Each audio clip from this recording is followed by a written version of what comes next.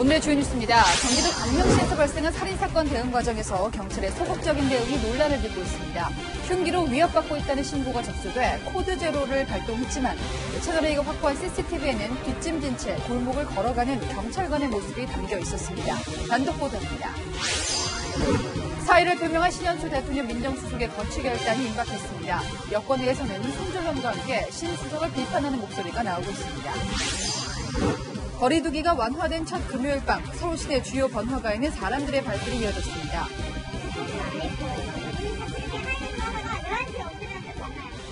마스크 착용이나 거리두기 같은 방역수칙은 온데간데 없었습니다.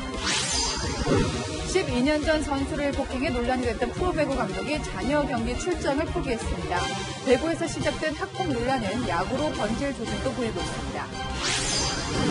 산에 오르기 전 우선 스쿼트부터 하라. 근육질 여배우 이시영 씨가 스쿼트 등산법을 소개해 화제입니다. 전문가와 함께 그 효과를 검증했습니다. 뉴스의 조수빈입니다. 코드 제로, 112 신고를 접수한 경찰이 내리는 현장 출동 명령 가운데서 가장 긴급한 단계입니다. 살인 또 납치 같은 위험한 사건일 때 내리도록 매뉴얼이 돼 있죠. 이 코드 제로가 떨어진 상황이라면 경찰들은 살인 같은 최악의 상황을 막기 위해서 긴급하게 움직일 거라고 우리는 당연하게 생각을 합니다. 그런데요, 우리가 생각하는 것과 너무나도 다른 현장 지금부터 보시겠습니다. 사흘 전 새벽 1시쯤 상황입니다. 먼저 김호영 기자가 단독 보도합니다. 출입 통제선이 붙은 이 집안에서 50대 여성이 숨진 채 발견된 건 지난 17일 새벽 1시 40분쯤입니다. 여성을 살해한 건 집주인이자 여성과 지인 관계였던 50대 남성입니다. 여성이 숨지기 전 경찰에 도움을 요청한 시각은 0시 49분쯤. 흉기로 위협받는다는 신고 내용에 경찰은 코드 제로를 발동했지만 신고 장소를 찾지 못해 50분 뒤에야 현장에 도착했습니다. 살인사건이 벌어진 집 앞 골목입니다. 경찰이 50분간 피해 여성을 찾아다니는 모습은 이 CCTV에 고스란히 찍혔습니다. 남성이 담배를 피우느라 잠시 집 밖으로 나온 동안 여성은 집 안에서 경찰에 도움을 요청합니다. 10분 뒤 나타난 경찰관은 주머니에 손을 꽂고 집 앞을 그냥 지나치는데 긴박한 상황과 대비되는 모습입니다. 신고가 접수된 지 40분이 지난 시각, 경찰은 여전히 신고 장소를 찾고 있는데 이번에는 뒷짐을 진 모습입니다. 10분이 더 지나서야 경찰은 사건 현장인 남성의 집을 찾았고 집안에 있던 남성을 검거했지만 이미 여성은 숨진 뒤였습니다. 흉기에 의한 심정지 상태였고 다발성이라고는 되어 있고요. 여러 군데 확인이 되는 것 같아요. 경기남부경찰청 관계자는 코드 제로가 발동된 상황에서 현장에 출동한 경찰관이 뒷짐을 지거나 주머니에 손을 넣는 모습은 부적절했다고 인정했습니다. 채널A 뉴스 김호영입니다. 네, 신고를 했던 여성은 보신 것처럼 흉기에 찔려서 사망했습니다. 112 신고 후 경찰관 21명이 사건 현장을 찾는데 50분이 걸렸고 같은 시각 CCTV에는 7번이나 현장을 지나치는 경찰 모습도 찍혔습니다. 물론 경찰도 할 말은 있습니다. GPS가 터지지 않았고 주소를 특정하기가 어려웠으며 단서도 없이 심야에 아무 집이나 들이닥칠 수는 없었을 겁니다. 그렇다고 해도요, 누구나 살해 협박 같은 위협에 빠질 수 있죠. 내가 신고를 했을 때 경찰이 자기 일처럼 뛰어줄 거라고 믿는 것, 한 시민으로서 지나친 바람일까요? 이번에는 박건영 기자입니다. 코드 제로가 발동되자 현장에는 경찰관 21명이 출동했습니다. 사건이 벌어진 집 앞에 경찰이 처음 도착한 시각은 0시 55분쯤. 피해 여성이 신고 전화를 한 지 6분 만입니다. 4분 뒤에는 경찰관 2명이 집 앞을 지나치고 10분 간격으로 경찰차도 골목을 지나갑니다.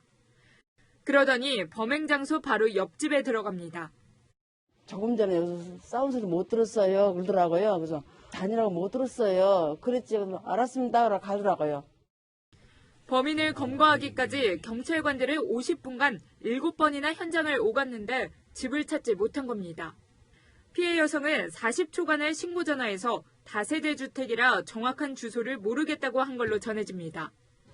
신고자가 위치를 모를 경우 휴대전화 GPS 신호를 추적해 사건 장소를 찾습니다. 하지만 경찰은 피해 여성의 휴대전화 GPS가 꺼져 있어 시간이 오래 걸렸다고 설명했습니다. GPS 신호가 없으면 기지국 위치를 기반으로 신고 장소를 찾아야 해 반경 50m에서 100m까지 수색 범위가 넓어지고 정확도도 떨어집니다. 이날도 경찰은 기지국 신호반경에 포함되는 집 가운데 불이 켜진 곳을 찾아다녔습니다. 이후 피해자 가족까지 찾아 수소문한 뒤에야 남성의 집을 특정해 범인을 검거했습니다. 전문가들은 위급한 사건에서는 통신사를 통해 위치를 바로 확보할 수 있어야 한다고 말합니다. 통신회사의 위치 추적을 강제로 요청을 할 수 있는 그런 어떤 그 법적 제도적인 그 뒷받침이 있어야 된다든지. 경찰이 국민들의 자유권 침해를 우려해 현장에서 소극적으로 수사하는 일이 없어지려면 제도적인 보완과 함께 사회적 합의도 중요하다는 지적입니다. 채널A 뉴스 박건영입니다. 네, 지금부터는 신현수 대통령 민정수석, 검찰 인사에서 정말 패싱당한 것인지, 그만두겠다는 이유는 무엇인지 후속 보도를 이어가겠습니다. 자, 신현수 수석은요, 지금 휴가를 낸 상태입니다. 밀어붙일지, 번복할지, 다음 주면은 거취를 최종 결단해야 하죠. 장관이 바뀌었어도 또 민정수석이 그만둔다고 해도 법무부, 검찰은 여전히 골이 깊은 상황이고요. 먼저 공태영 기자입니다. 신현수 대통령 민정수석은 그제 휴가를 낸 뒤 자택이 아닌 모처에서 거취를 고심 중인 것으로 전해졌습니다. 휴일이 끝나는 모레 청와대로 출근해 사의를 다시 표명하거나 철회할 것이란 전망이 나옵니다. 신 수석과 친분이 있는 법조계 관계자 사이에선 사의를 철회할 가능성이 낮다는 관측이 나옵니다. 검찰 인사 등에 중대한 문제가 있다고 느꼈기 때문에 사표를 냈을 것이라며 민정수석 업무를 계속하기는 어려울 거란 겁니다. 평소 성품으로 봤을 때 청와대로 돌아가 근무하는 건 쉽지 않아 보인다는 의견도 나옵니다. 박범계 법무부 장관은 패싱 논란이 불거지자 신 수석과 소통할 뜻을 밝혔습니다. 보다 더 소통을 하겠다는 그런 말씀을 드리겠습니다. 하지만 법무부는 다음 주 초 검찰 인사위원회를 열어 중간 간부 인사 작업을 마무리할 계획입니다. 신 수석 거취와 상관없이 법무부가 인사를 강행할 거란 전망이 나오면서 법무부와 검찰 간 긴장이 다시 높아질 거란 우려도 나옵니다. 채널A 뉴스 공태현입니다. 자, 여권에서는 신 수석을 손절, 그러니까 정리하자는 분위기입니다. 심지어 박근혜 정부 때 우병우 수석 행세한다는 말까지 나왔으니 이번에도 다른 목소리를 좀처럼 용납하지 않는 여권 분위기는 여전합니다. 전혜정 기자입니다.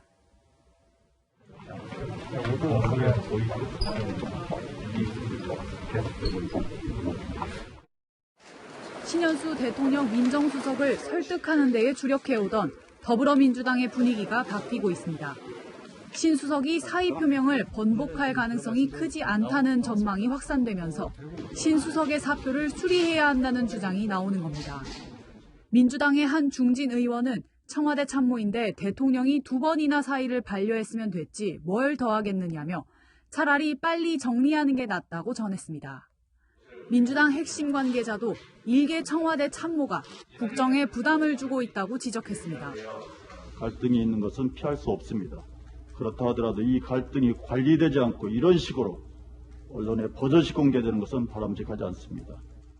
신 수석을 비판하는 수위도 높아졌습니다. 또 다른 민주당 의원은 신 수석을 박근혜 정부 시절 우병우 민정수석에 빗대며 비판했습니다. 대통령이 제가 했는데도 항명을 한다며 신 수석이 왕수석으로 불리던 우병우 전 수석처럼 행세하려 한다는 겁니다. 청와대는 신 수석과 박범계 장관 갈등설 확산을 차단하는 데에 주력하고 있습니다. 박 장관이 문 대통령의 정식 제가 없이 검찰 인사를 발표했다는 보도에 대해 청와대는 사실이 아니라며 적극 부인했습니다. 채널A 뉴스 전혜정입니다. 네, 여기 코로나19 백신 맞출 주사기 2개가 있습니다. 모양이 다르죠? 기능도 다릅니다. 이쪽은요, 주사기를 다 쓰고 나서 버리기 위해서 뚜껑을 닫다가 자칫하면 찔릴 수가 있고 2차 감염이 될 수도 있습니다. 그런데 자, 이쪽은요, 주사를 다 하고 바닥에 대고 이렇게 눌러버리면 바늘이 알아서 가려지고요, 찔릴 일도 없게 됩니다. 그래서 미국과 화이자가 러브콜을 보내고 있는 건데요. 이게 바로 풍림 파마텍, 우리나라 제품입니다. 미국과 화이자는 우리 것을 쓰겠다고 하는데 어제 채널A가 단독 보도한 대로 우리 정부는 이 안전반을 달린 주사기 쓰지 않겠다는 겁니다. 또 추가 계약할 계획도 없다고 밝혔습니다. 현장의 간호사들은 2차 감염을 피하는 훈련까지 했었죠. 의료진들이 고생할 거 생각하면 아쉽습니다. 자, 이런 가운데 우리가 첫 접종할 아스트라제네카 백신을 두고 말이 많은데요. 국내 첫 접종 대상자에게 맞으시겠냐 물어본 조사 결과가 처음으로 나왔습니다. 이다혜 기자입니다. 방역당국은 풍림 파마텍의 주사기를 앞으로도 국내에서 쓰지 않는 거냐는 질문에 기부 형태로 받을 계획이라고 밝혔습니다. 추가 공급 계약 계획이 없다는 걸 재확인한 겁니다. 현재로서 약 12만 개 정도의 주사기를 기부하겠다는 의사를 밝혀와서 아마 그 부분이 저희들 초기 접종에 사용될 수 있을 걸로. 질병관리청이 수의 계약을 맺은 다른 업체 2곳도 화이자 백신 한 병당 6회분을 투여할 수 있지만 화이자와 미국 질병예방통제센터 CDC가 공식 검증하고 미국 식품의약국 FDA 승인도 받은 건 풍림 파마텍 주사기뿐입니다. 의사 입장으로서 굉장히 좀 아쉬워요. FDA나 화이자 그런 데서 그냥 건 절대 안 쓰거든요. 굉장히 검증된 거를 필요로 하기 때문에. 이런 가운데 1순위 접종 대상자인 요양시설 입소자와 종사자, 코로나19 전담병원 의료진의 접종 동의율이 조사됐습니다. 전체 36만 6천여 명 중 34만 4천여 명이 접종을 받겠다고 답해 93.8%를 기록했습니다. 접종 거부자가 2만 2천여 명, 6.2%인 겁니다. 백신별로 보면 아스트라제네카 백신을 접종받는 요양시설 입소자와 종사자는 93.6%가 동의했고 화이자 백신을 맞는 코로나19 전담병원 의료진은 94.6%가 동의해 1% 높게 나타났습니다. 예정된 차례에 못 맞으면 전 국민 접종이 끝나는 11월 이후로 밀립니다. 접종을 끝까지 거부해도 강제할 수는 없습니다. 채널A 뉴스 이다혜입니다. 한편 유럽 쪽은 다릅니다. 백신 3종을 접종하는 EU 주요국에서는 아스트라제네카를 맞느니 몇 달 기다려서라도 다른 거 맞겠다는 분위기가 대세입니다. 박수유 기자입니다. 지난 연말 화이자부터 접종을 시작했지만 접종 비율은 3.6%에 그치고 있는 독일. 모더나와 아스트라제네카까지 함께 보급되고 있지만 특정 백신 거부 분위기가 확산되고 있습니다. 독일인 가운데 절반 이상이 아스트라제네카를 맞느니 다른 백신을 기다리겠다고 답했습니다. 독일 서부의 한 센터에선 접종이 예정된 의료진 200명 가운데 절반이 모습을 드러내지 않았다는 현지 보도도 나왔습니다. 당국은 아스트라제네카의 상대적으로 낮은 효과와 관련이 있다고 보고 있습니다. 독일 보건장관까지 나서 세 가지 백신 모두 안전하고 효과적이라고 설득했습니다. Anschließend behandlungsbedürftig in einem Krankenhaus, in der Klinik aufgenommen werden musste, im Vergleich auch zu denen, die nicht geimpft worden sind. Also es bietet Schutz. 지난주 프랑스 일부 지역에선 화이자, 모더나 접종에만 예약이 몰려 2시간 만에 마감되기도 했습니다. 교민들 사이에서도 아스트라제네카를 꺼리는 분위기가 지배적입니다. 지금 계속 제가 센터를 접촉을 하고 있어요. 거의 이틀에 한 번씩.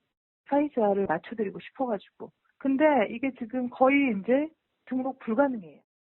결국 프랑스 보건장관이 직접 아스트라제네카를 맞는 모습을 공개하며 불신 해소를 시도했습니다.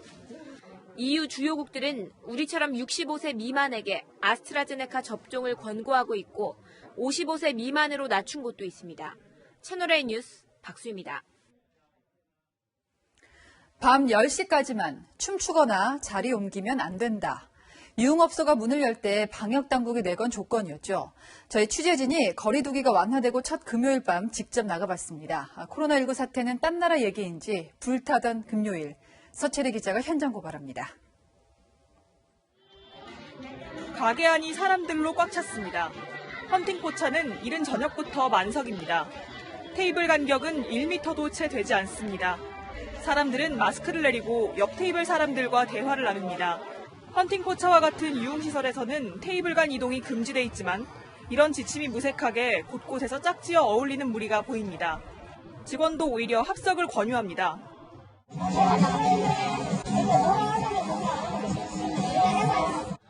코로나19 걱정은 찾아볼 수 없습니다. 근데 짜증나는 저는 벌써 걸렸어요. 저는 왜 마스크 안 쓰고 하는데 몇 번인데 안 쓰고 다녔어요. 저는 안 했어요. 우리 같이 이렇게 하이브를 하다가 11시에 없으면 다시 만나요. 오후 5시부터 문을 연 강남클럽도 발 디딜 틈이 없습니다. 춤을 금지하고 마스크를 쓰지 않으면 퇴장시킨다는 안내문도 붙었지만 사람들은 아랑곳하지 않고 밀착해 귓속말을 나누거나 춤을 춥니다. 저희가 일단 통제는 하고 있는데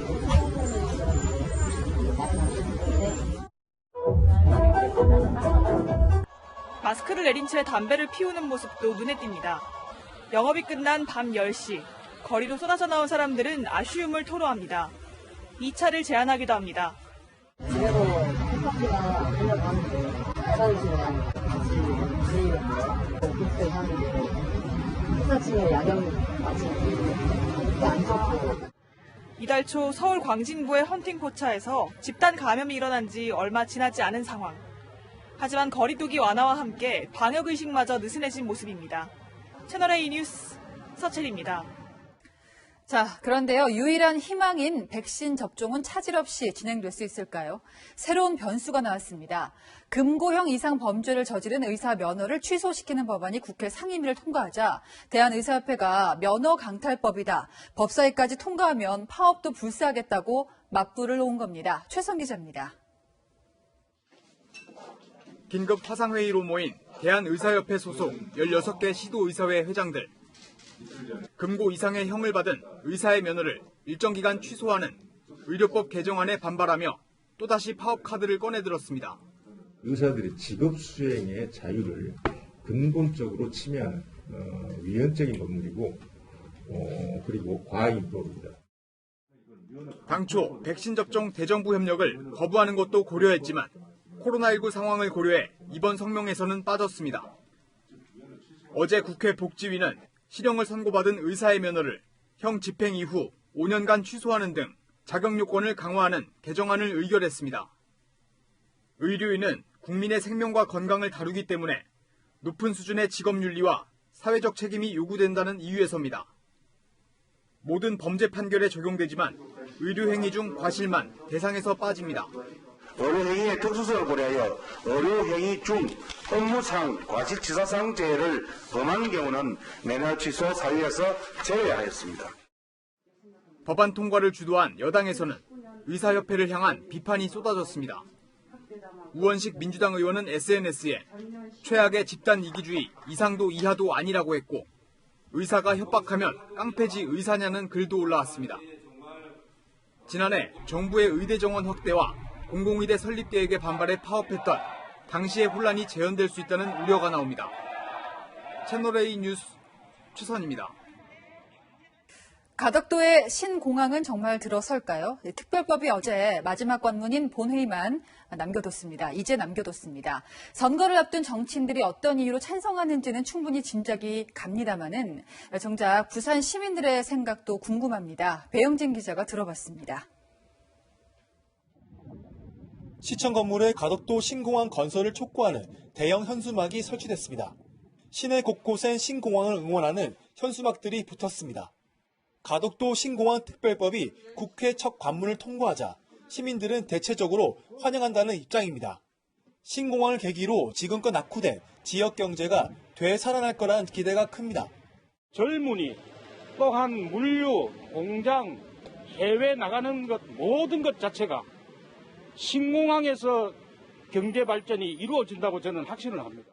IMF도 다죠, 지금. 이게 체감적으로 보면은, 다행히 신공항이 부산 가덕도에 온다니까, 다행이라고 생각하고 있습니다. 반면 관심 없다는 사람도 적지 않습니다. 선거가 다가오자 정치권이 경쟁적으로 나서는 모습이 누구를 위한 거냐는 냉소적인 반응도 나옵니다. 10조 원이 넘는 대형 국책 사업을 경제성 조사 없이 진행하는 것에 대해서도 우려가 나옵니다. 여야 할 것 없이 당리 당것만 생각하다 보니까 정치 때마다 이런 문제가 나오니까 시민으로서는 참 안타까울 밖에. 예산이 많이 소요되기 때문에 단계적으로 조금 밟아가면서 이렇게 추진을 했으면 합니다. 선거 때만 이렇게 좀 언급이 되어서 좀 아쉽긴 합니다. 가덕도 신공항이 4월 부산시장 보궐선거판을 뜨겁게 달구고 있지만 정작 시민들의 반응에선 온도차가 느껴집니다. 신공항 생기는지도 잘 모르는 친구들이 많고요. 또 사실 생긴다고 해도 당장 저희한테 어떤 이익이 있을지를 잘 모르기 때문에 체감되는 건 잘 없는 것 같아요. 채널A 뉴스 배영진입니다.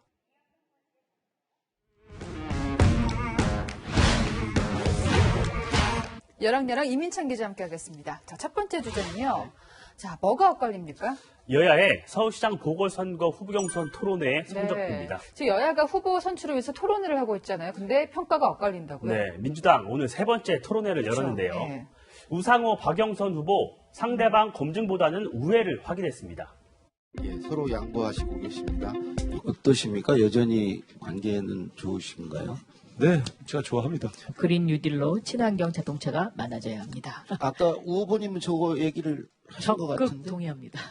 네, 서로 좋아한다고 하면서 양보하는 사람은 없고요. 저렇게 하면은 토론회를 보는 입장에서는 그렇게 재미가 없는데요. 민주당 토론회 온라인으로 생중계됐는데요. 네. 동시 접속자가 500명 안팎이었습니다. 두 후보 간 지지율 격차가 크고 상대방 비판보다는 네. 정책 홍보에 집중하다 보니 흥행 요소가 떨어진다는 지적이 나옵니다. 네. 자, 국민의힘도 짚어볼까요? 지금 네. 4명이 겨루고 있는데 지금 1대1로 돌아가면서 토론을 하고 있어요. 이 네. 성적표 어떻습니까? 국민의힘 마스토론 3번, 합동토론 3번으로 토론의 횟수가 가장 많습니다. 네. 특히 마스토론은 토론 자료와 드레스 코드, 형식이 없는 산무 토론이라며 흥행 카드로 야심차게 준비했는데요. 네. 하지만 어제 마스토론에는 온라인 동시 접속자가 1000여 명 안팎에 그쳤습니다. 오히려 후보 간 공세가 너무 치열해서 네. 토론을 통해 후보들이 흠집나고 있다는 우려가 나오고 있습니다. 다시 무상급식 논쟁을 꺼내게 되는 그 과정이 결국엔 책임이 있다. 저는 오히려 훈장이라고 생각하는데요. 10년에 70만 호를 공급한다고 했습니다. 아파트 분양하고 하는 게 그리고 일시에 그렇게 많이 할 수 없습니다. 그러면 그래서 재개발 제 설명을 좀 재건축에 들어보세요. 전체 연을 몇 제 년도로 보셨어요? 설명을 좀 들어보세요. 네. 한꺼번에 온 서울을 다 개발할 수 있는 건 아니고요. 제가 그게 드리는 엄발의 어둠룩이라는 거죠. 네, 우리 여기가 여야가 맞붙은 것 같은 분위기인데요. 지금 제3시대 후보단이라도 있잖아요. 여기 토론회는 어떤가요? 그제였죠. 안철수, 금태섭 후보 토론회 유튜브 라이브 동시 접속자가 12,000여 명이 넘었습니다. 핫하군요. 네. 안철수 대표가 3년여 만에 나선 TV 토론회인 만큼 네. 관심이 컸다는 분석입니다. 자, 물론 접속자 수가 다는 아니지만 접속 수만 봤을 때는 제3시대가 가장 핫하군요. 네. 다음 주제 보겠습니다. 협치대 야합. 앞서도 보도를 해드렸습니다만 가덕 신공항 특별법 어제 국토회의를 통과했어요. 네, 맞습니다. 4월 보궐선거를 앞둔 부산의 최대 현안이죠. 민주당과 국민의힘 모처럼 법안을 합의해서 신속하게 처리했습니다. 네. 특별법이 발의된 지 86일 만입니다.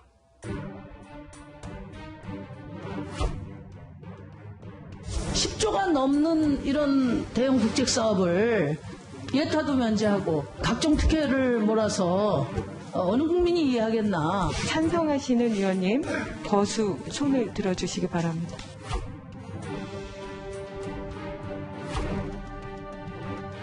이 안건은 가결되었음을 선포합니다. 부산시장 후보가 없는 정의당의 심상정 의원은 반대를, 울산이 지역구인 박성민 국민의힘 의원은 기권을 했는데요. 나머지 여야 의원 21명은 찬성표를 던졌습니다. 네. 사실 선거를 의식해서 야합한 거라는 비판이 있을 수밖에 없어요. 근데 부산시장 예비 후보들 발빠르게 입장을 냈죠. 김영춘 민주당 후보는 SNS에 가덕신공항이 드디어 알을 깨고 나오기 시작했다며 환영했고, 네. 박형준 국민의힘 후보도 불가역적 국책사업은 확고히 매듭지어야 한다고 촉구했습니다. 이낙연 민주당 대표, 부울경 역사가 바뀐다. 부울경 시민, 시도민 여러분 축하드린다고 했습니다. 자, 그런데 국민의힘 당 차원에서 입장은 없는 거죠? 국민의힘 아직 논평을 내고 있지 않습니다. 예. 대구 경북 민심을 챙겨야 하는 만큼 속내가 복잡한 듯합니다. 네. 그래서 오늘의 여랑야랑은 소신 있게로 정해봤습니다. 네. 과연 선거가 없었어도 신속하게 합의를 했을까, 좀 소신 있는 모습도 보고 싶다는 생각이 듭니다. 지금까지 여랑야랑이었습니다.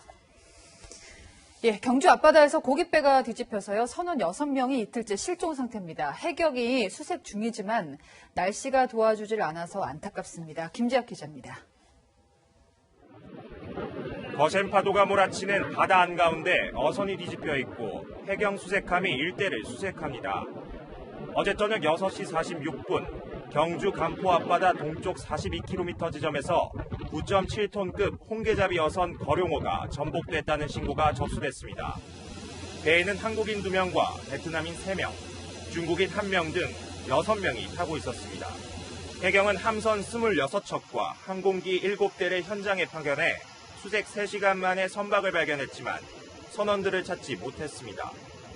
해경은 이틀째 실종자를 찾고 있지만 최고 4m의 높은 파도와 강풍이 불고 있어 어려움을 겪고 있습니다. 동해안 전 해상에 풍랑주의보가 발효 중이라서 비상호전 시 잠수 구조사 투입 등 선체 내부 수색 등을 실시할 예정입니다. 터널에 설치된 스프링쿨러에서 물이 쏟아지고 소방대원이 불에 탄 차량을 유심히 살핍니다. 어제 오후 8시 2분쯤 터널을 달리던 BMW X5 차량에서 불이 나 30분 만에 꺼졌습니다.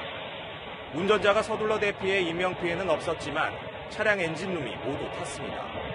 경찰과 소방당국은 엔진룸에서 불이 시작된 것으로 보고 정확한 원인을 조사하고 있습니다. 최근 전북 무주와 완주에서 520D 차량이 불에 타는 등 BMW 차량 화재 사고가 잇따르고 있습니다. 채널A 뉴스 김재혁입니다. 오늘 오후 3시 50분쯤 강원 정선군 열양면 야산에서 원인을 알 수 없는 불이 났습니다. 산림당국은 헬기 11대를 투입해 진화 작업을 벌이고 있습니다. 하지만 현장에 강풍주의보가 내려지는 등 강한 바람이 불고 있어 진화에는 어려움을 겪고 있습니다. 네, 프로배구의 이상열 감독이 12년 전 일이 불거지면서 결국 남은 경기 출장을 포기했습니다. 학교 폭력, 이렇게 배구뿐 아니라 프로야구로도 옮겨붙고 있습니다. 염정원 기자입니다. 2009년 국가대표팀 코치 당시 박철우 선수를 폭행한 이상열 감독.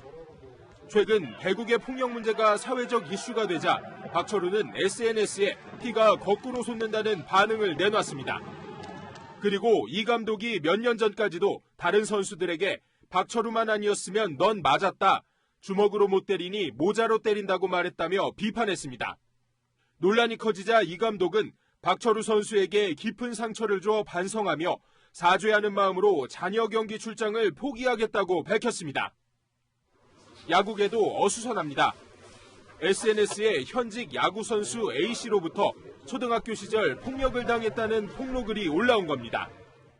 그 주도자들 중에 한 명이 있었다가 신체적으로 밀치거나 때리거나 하는 폭력부터 시작해서 이렇게 얘기도 했고요. 피해자는 후유증에 시달리고 있다고 밝혔습니다. 중학교 때부터는 좀 약간 상담 치료를 받기 시작, 고등학교 때부터 이제 정신과 약을 복용받으면서 이번에 군 신체 검사에서도 아마 그것 때문에 사급을 그러면서 사과를 바라는 것은 아니라고 말했습니다. 사과를 받고 싶진 않습니다. 저를 나가게 그러니까 저를 이렇게까지 몰아넣었던 가해자들 중 한 명이 마땅히 꼬리표도 없이 살아간다는 게 분했고 이런 게 좀 더 이슈가 돼서 스포츠 선수들에게 뭐 피해를 당한 사람들이 좀 더 용기를 낼 수 있는 그런 환경이 좀 이루어졌으면 하는. 해당 구단은 사실관계를 조사 중이라고 밝혔습니다. 채널A 뉴스 염정원입니다.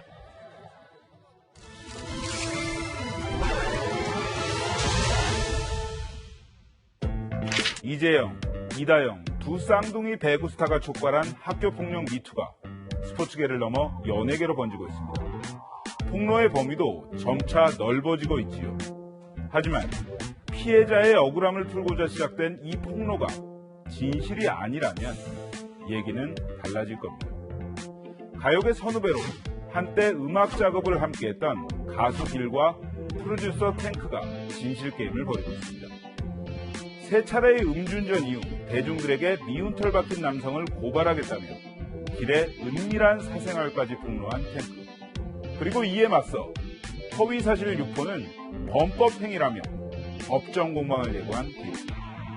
두 사람 중 한 명은 거짓말을 하고 있을 겁니다. 진실은 무엇일까요?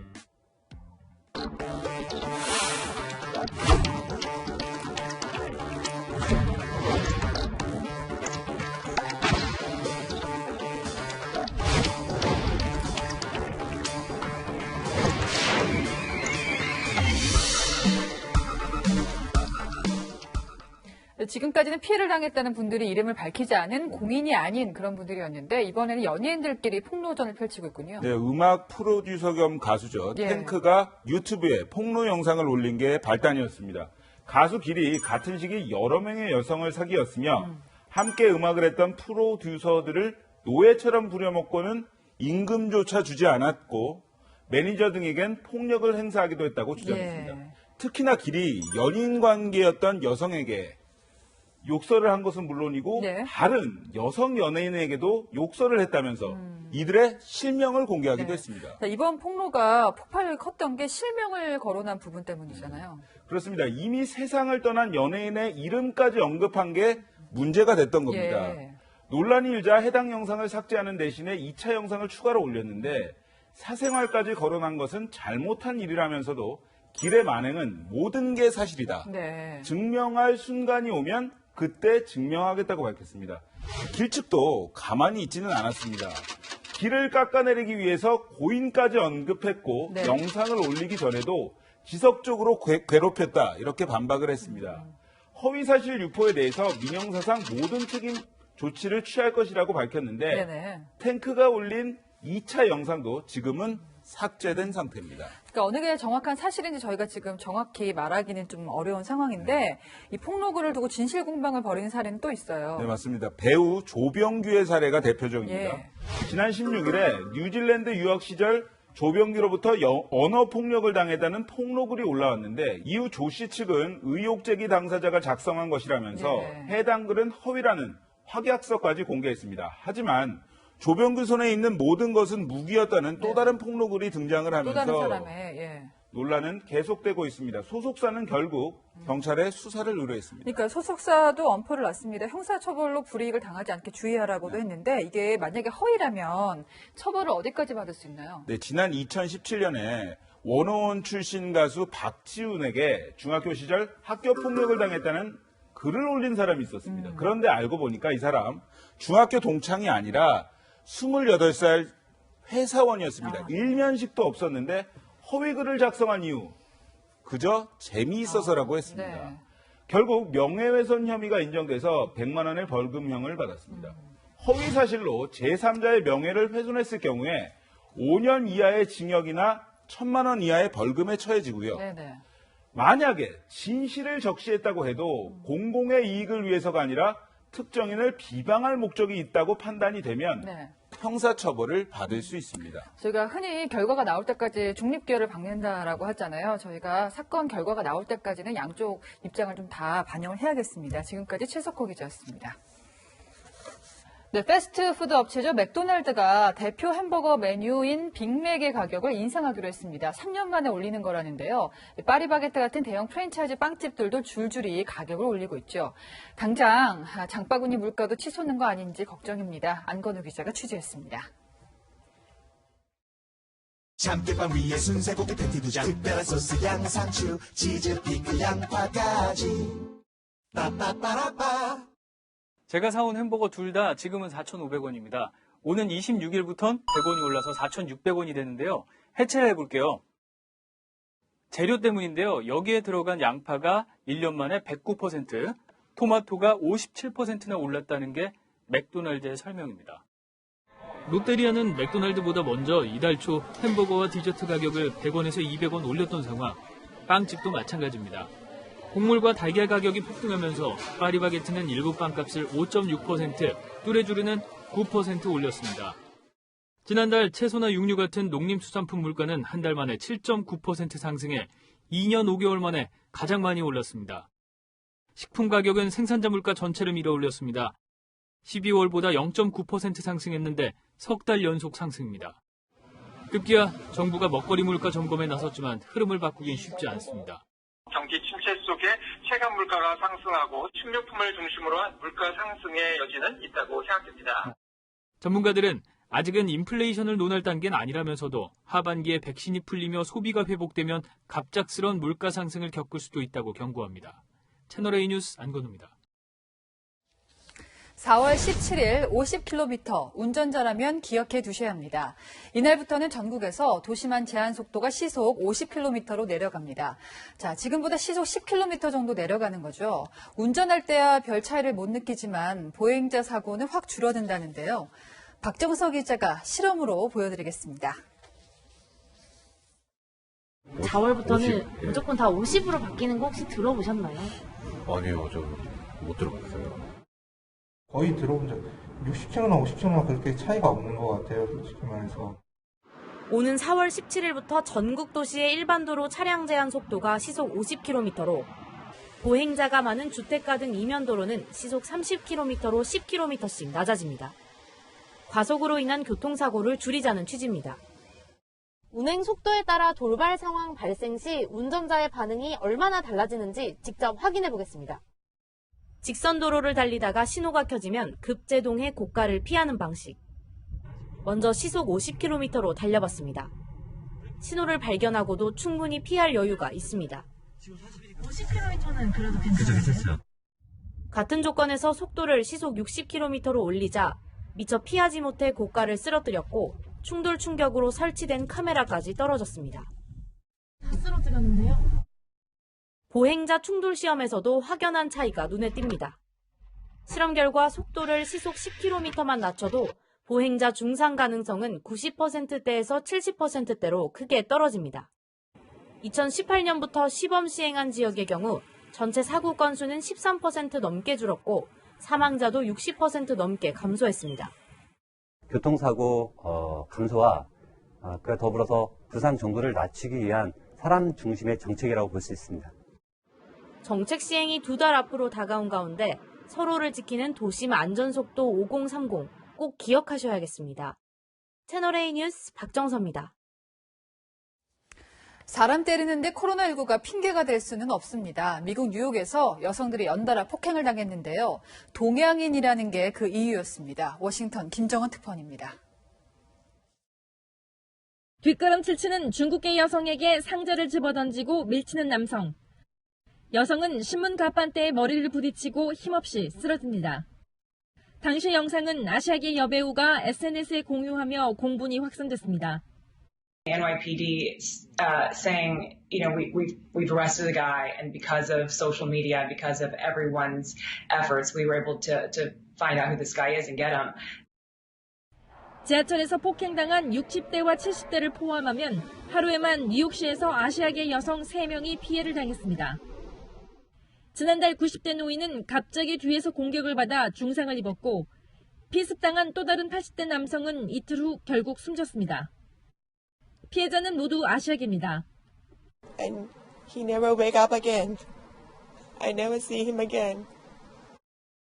아시아계를 향한 공격은 지하철과 식당 등 일상에서 반복됩니다. Oh my God. 한국계 학생도 무차별 폭행을 당하는 등 지난해 뉴욕시에서만 아시아계를 겨냥한 혐오 범죄는 예년보다 20배 가까이 급증했습니다. 코로나19가 확산된 지난해 급격히 늘어난 것은 트럼프 전 대통령의 발언들과 무관치 않다는 주장도 나옵니다. 미 연방의회 아시아 태평양 코커스 소속 의원들은 청문회 개최를 추진키로 했습니다. White supremacy is the biggest bucket of concern when it comes to domestic terrorism. 질병과 같은 위기 때마다 희생양을 삼으려는 심리도 이 혐오 범죄를 부추기고 있다는 지적과 함께 아시아계 미국인들의 소극적인 신고 문화도 더 적극 바뀔 필요가 있다는 지적입니다. 워싱턴에서 채널A 뉴스 김정환입니다. 하체 근력을 확 올려준다는 스쿼트 자세, 이렇게 헬스장에서만 하는 줄 알았는데요. 산에서도 하는 게 요즘 유행이랍니다. 배우 이시영 씨가 전파한 운동법인데요. 진짜 효과가 있을까요? 윤수국 기자가 전문가와 함께 검증해봤습니다. 요즘 드라마에서 엄청난 근육질 몸매로 시선을 사로잡고 있는 배우 이시영. 꾸준한 근력 운동과 함께 요즘에는 등산으로도 건강관리를 하고 있는데 이색 등산법으로 화제입니다. 바로 스쿼트 등산법. 산에 도착해 먼저 스쿼트를 하고 산을 오르는 겁니다. 무릎 조심해라, 무릎 나간다, 나이 들어서 등산 못한다. 그만큼 무릎이 부담이 되는 운동인 건 사실이야. 그렇기 때문에 중요한 거는 어떻게 잘 써주는 거야. 원리는 이렇습니다. 산에 오를 땐 한쪽 무릎에 체중 2~3배의 하중이 실리고 내려갈 땐 하중이 7배로 커져 부상 위험이 큽니다. 그런데 스쿼트로 먼저 허벅지를 자극해 놓으면 하중이 분산돼 부상을 막을 수 있다는 겁니다. 스쿼트 등산법이 진짜 효과가 있는지 전문가와 함께 검증해봤습니다. 근전도 검사 결과 그냥 걷는 것보다 스쿼트를 하고 걸으면 근육이 1.6배 이상 더 활성화되는 걸로 나타났습니다. 그런데 스쿼트를 많이 한다고 꼭 좋은 건 아니었습니다. 근육 활성도가 20개를 한 뒤 소폭 오르고 40개 땐 급상승했지만 이후엔 떨어지기 시작했습니다. 아무래도 이제 근육에 피로가 쌓이니까 감소가 된 것 같습니다. 그래서 개인별 적정 스쿼트 개수를 찾는 것이 중요합니다. 근데 이제 그 강도나 개수는 사람마다 다르겠지만 퍼센트는 대략 한 30-40% 될 것 같습니다. 전문가들은 스쿼트 운동으로 평소 허벅지 근육을 튼튼하게 만들어 놓으면 스쿼트 등산법의 효과가 더 좋아진다고 밝혔습니다. 채널A 뉴스 윤승옥입니다. 날이 봄처럼 포근합니다. 다만 동쪽에는 바람이, 서쪽에서는 황사가 비상인데요. 먼저 동쪽 지역부터 살펴보겠습니다. 그제밤 강원도 양양에서는 산불이 발생했는데요. 날이 건조한 데다 봄철이면 동해안에 부는 초속 30m 이상의 양간지풍까지 겹치면서 자칫하면 대형 산불로 이어질 뻔했습니다. 오늘은 강원도 정선에 또 한 차례 산불이 잇따랐는데요. 당분간 동쪽 지역을 중심으로 건조한 날씨가 계속되고 강원 산지와 강원 동해안 지역에는 바람까지 강하게 부는 만큼 피해 없도록 주의하셔야겠습니다. 한편 서쪽 지역은 공기질이 말썽인데요. 대기가 정체되면서 내일도 먼지 수치 높게 나타나겠고요. 모레까지도 중서부 지역의 공기가 탁하겠습니다. 내일 한낮에 중부는 15도 이상, 남부는 20도 이상 올라서 포근하겠습니다. 다음 주 화요일부터는 다시 추위가 찾아올 전망입니다. 날씨였습니다. 어제 열왕열왕에서 황태순 정치평론가 발언이 고성국 정치평론가 이름으로 잘못 방송이 됐습니다. 시청자 여러분의 양해를 부탁드리겠습니다. 오늘 소식 여기까지입니다. 내일도 뉴스입니다.